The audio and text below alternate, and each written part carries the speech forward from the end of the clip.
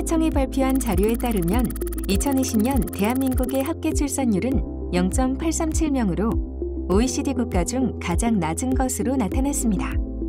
또한 출생아 수는 27만 2,337명에 그쳐 전년 대비 10% 감소했습니다. 이로 인해 출생자 수가 사망자 수보다 적어 전체 인구가 자연 감소하는 인구 데드크로스 현상이 발생했습니다. 이에 따라 현 정부는 저출산 극복을 위하여 다양한 육아 지원 정책을 만들어내며 막대한 예산을 지원하고 있는데요. 그러나 정부의 이러한 육아 지원 정책의 확대에도 불구하고 양육의 어려움과 믿고 맡길 수 있는 기관 서비스의 부족, 종합적 육아 지원 인프라의 부족, 상대적으로 낮은 아동의 행복감과 놀이 시간의 부족, 취약계층의 출발선 평등 저해 증대 등 현재 문제가 되고 있는 많은 정책 이슈들이 제시되고 있습니다.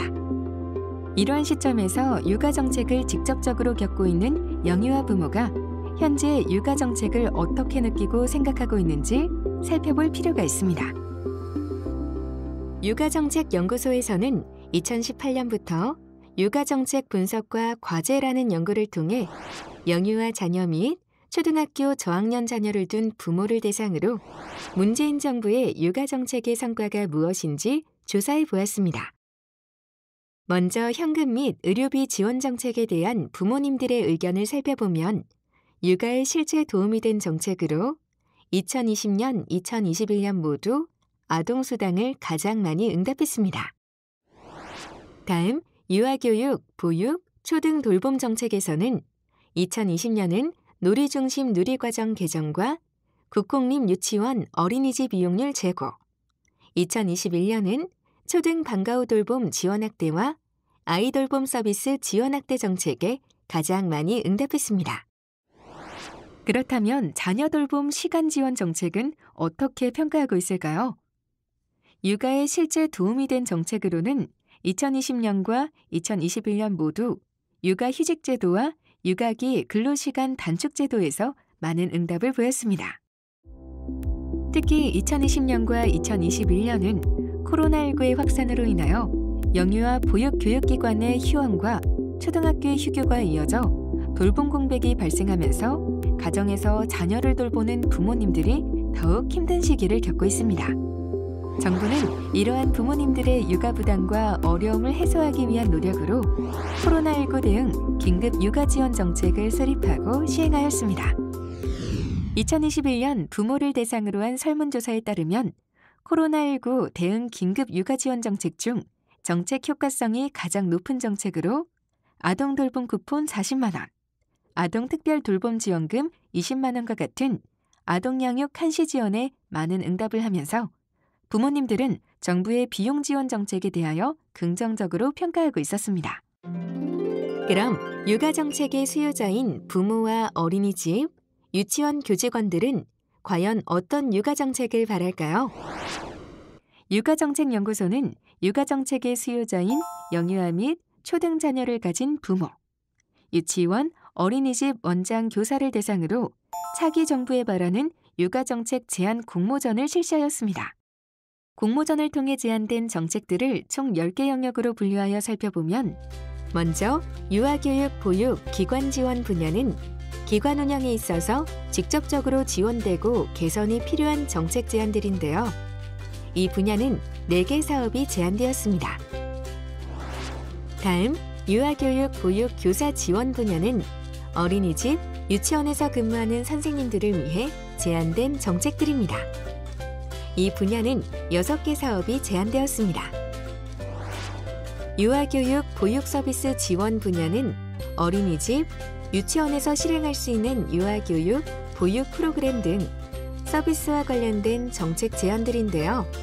7개 사업이 제안되었습니다. 유아교육, 보육 제도 개선 분야는 어린이집, 유치원에 적용되고 있는 제도 개선과 관련된 것으로 10개 사업이 제안되었습니다. 이 중에서 다행복 희망정책 제안이 공모전에서 우수상을 수상했는데요. 이 사업은 보육교사의 인권과 차후 개선 측면, 장애아동, 농어촌 지역 어린이집 관련 제도 개선에 대해 다양한 측면에서 정책 제안을 하였습니다. 다음 유아교육 보육 비용 지원 분야는 유아교육 보육에 투입되는 비용과 관련된 정책 제안들입니다. 이 분야에는 3개 사업이 제안되었습니다.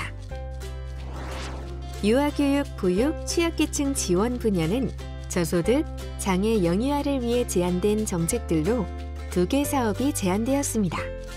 이 중에서 취약계층 실종 예방을 위한 너와 나의 연결고리 지원 사업이 우수상을 수상했는데요.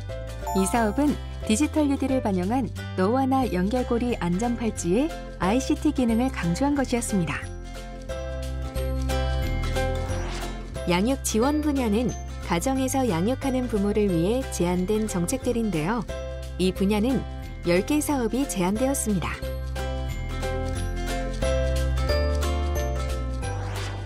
아동학대 예방 및 대응 분야는 영유아의 권리와 아동학대 예방 및 근절을 위해 제안된 정책들입니다. 이 분야에는 5개 사업이 제안되었습니다.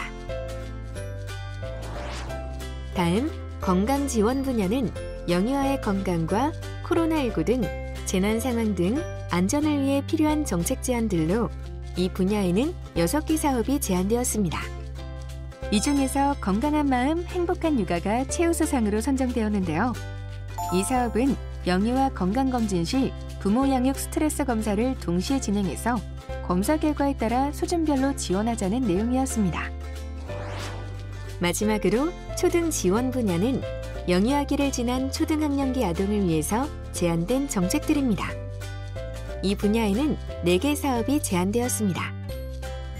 지금까지 정책 제안 공모전 제안서들은 육아정책연구소 신규 연구사업 개발 시 참고 자료로 활용될 예정이며 관련 부처, 즉 교육부, 보건복지부, 여성가족부 등 유관 7개 부처의 30개 부서에 전달되어 정책기획 기초자료로 활용될 예정입니다.